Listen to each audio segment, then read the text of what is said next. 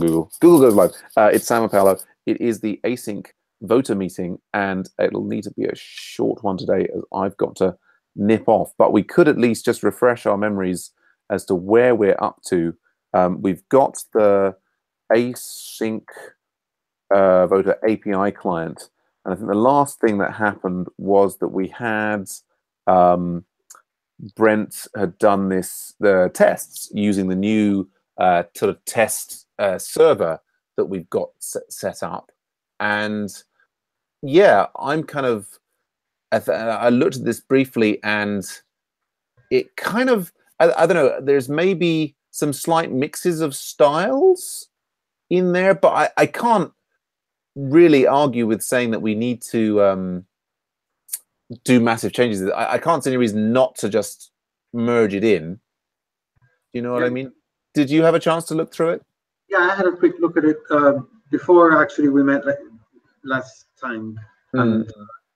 Yeah, no, I had issues with the API. I remember we touched on this briefly last time on the size parameter and on whether right the API should allow the client to mess with those values, right, or provide. But yeah, apart from all of these kind of lower level considerations, the tests are fine.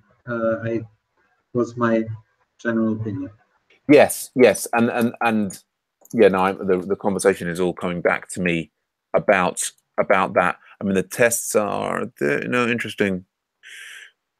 Oh, I was looking at those results. No, so the tests are all passing there on the API client, and of course, I was in the Agile Dev mob and talking about how part of what tests are supposed to help us do is also to identify, problems in our design, or at least unit tests, not crypto tests. I just want to quickly, so we've got there. I think this was Brent's original, just sort of manually testing it, and so now we've got the story spec.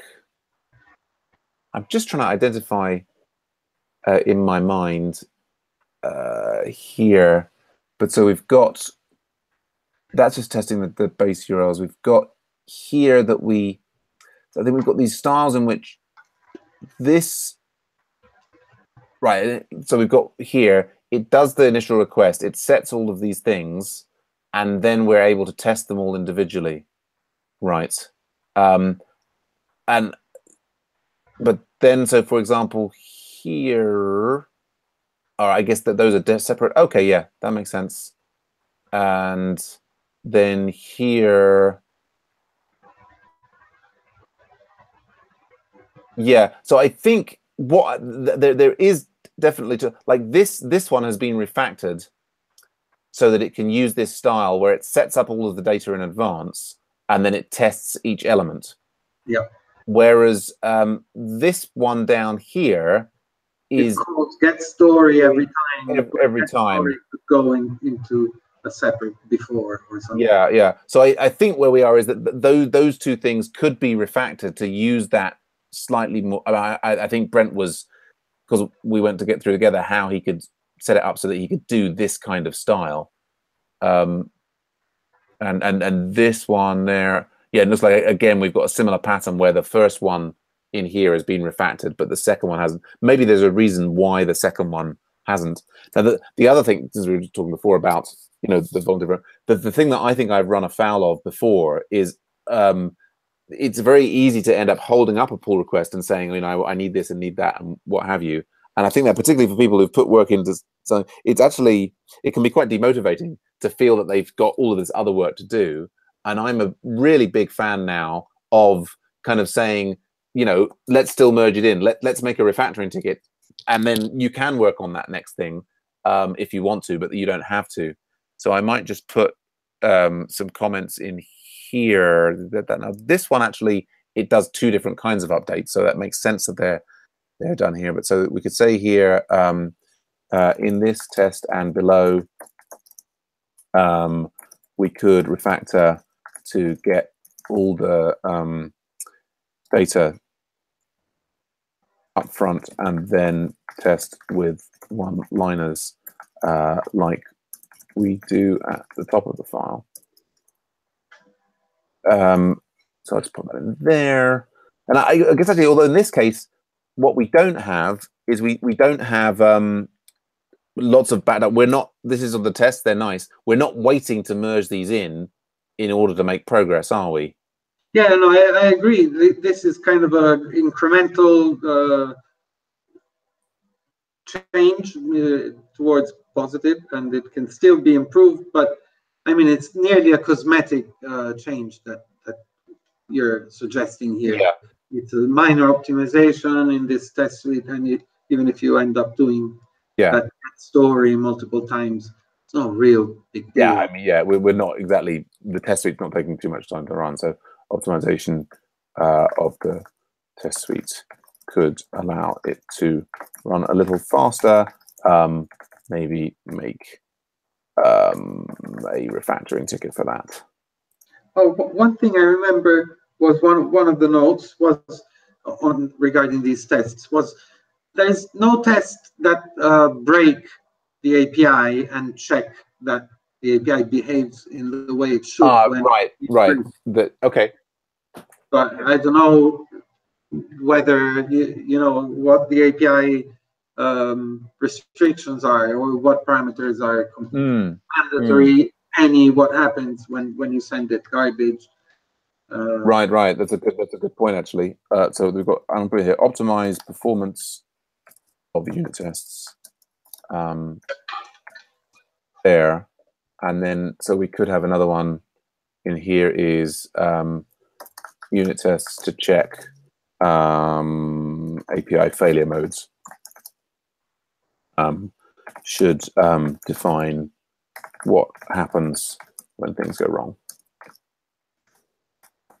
Yeah, so that's all. Yeah, but this is, I think, also for me, it's like, it's one thing to suggest making the ticket. The other thing is like, make the ticket, and then subsequently we can vote on them, and people who are interested on them can work on them.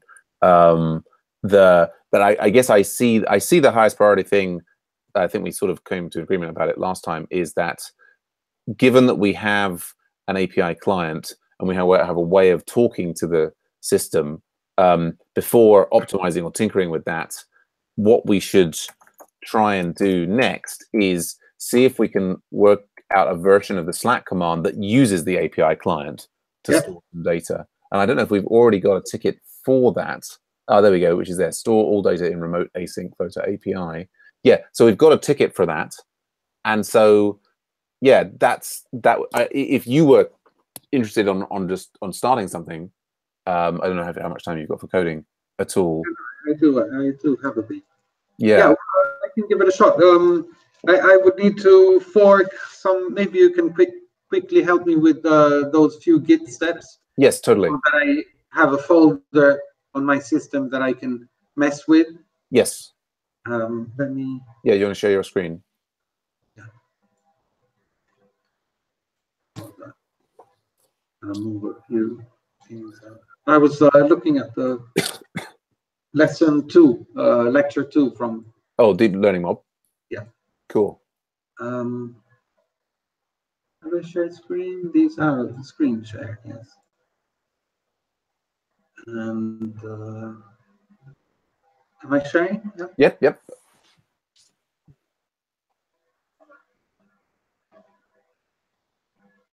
I think this is okay. Yes, this is where I'm supposed to be. And what shell do I need to open to? Well, I think you've got your Git bash. Yeah, Git bash sounds like a good one. I mean, I see you've got Sigwin there. I mean, whatever it was that you had open previously. Yeah, no, the Git bash was. Right. That sounds. Just gonna look at the forks here.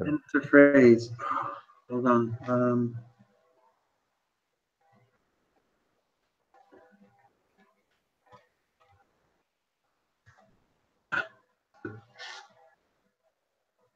Okay, so I go /C/F. Yeah. All right. Yeah. Okay. So Yeah, you could just cd into async Slack command. Oh, your screen share just. This one here. We just lost your screen share. Screen share. No, share. No. Get back again. Okay, yeah, you're in the. Okay, yeah, async and staging. Yes. So yeah, you're totally good there. Well, so actually, there. I mean, I think if you just do git pull origin staging, then I think you can get the latest code. And so you can like fork the repo and this and that, but I think probably this. So yeah, and now run npm install and npm test just to check that the current setup there is all working.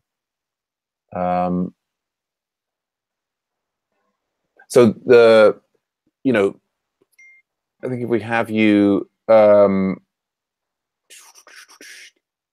have a look at the collaborators and teams that we've got on this.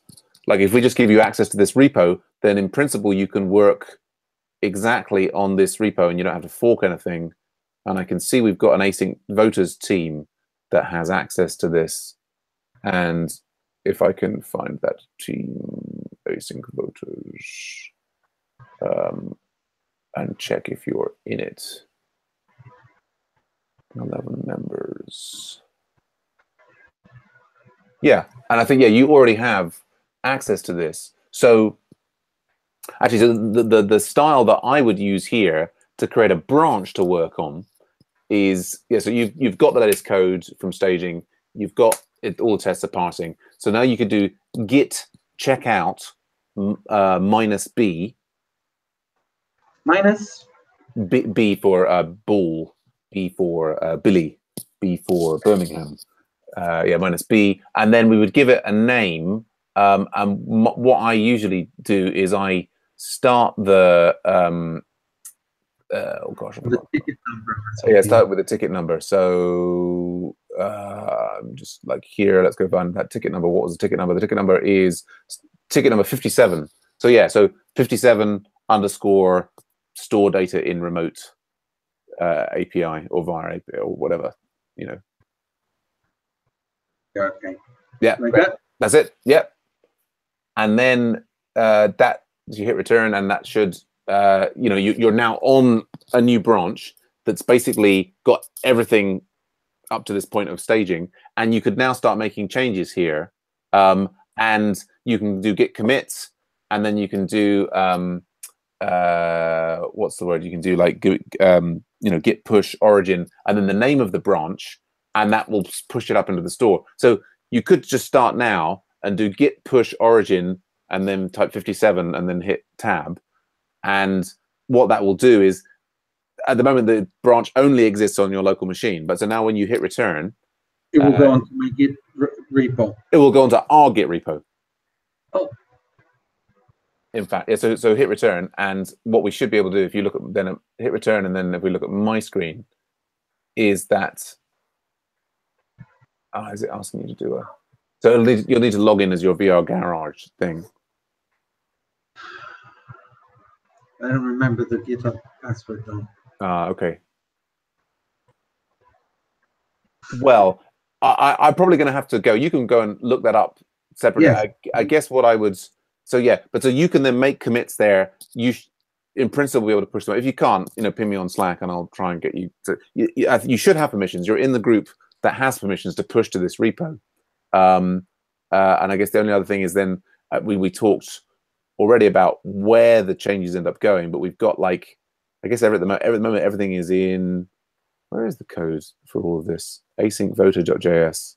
Yeah, I mean, so there's a whole there. We've got a big, long, messy file.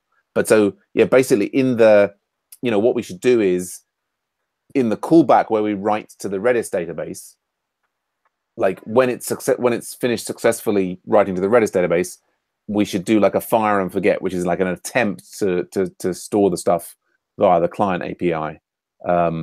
It certainly shouldn't block the operation of the system if it fails to send, but we should just like at least attempt to send some data over the client API. Yeah, basically it will keep on doing everything that it does now regarding the Redis database. We'll just additionally send messages to. It never really queries the database, or does it? Not at the moment. No, I mean that'll be a completely separate. I mean, I think ultimately we want to be able to do that, but that'll be a separate ticket. Okay, sounds good. All right, nice one. Sorry to have to run. Great to see you. Yes, I hope Hayat gets better, and I'll talk to you next week. Yeah, excellent. Have a great weekend, Paolo. Bye for now. Thanks, Sam. Bye. Cheers. Bye.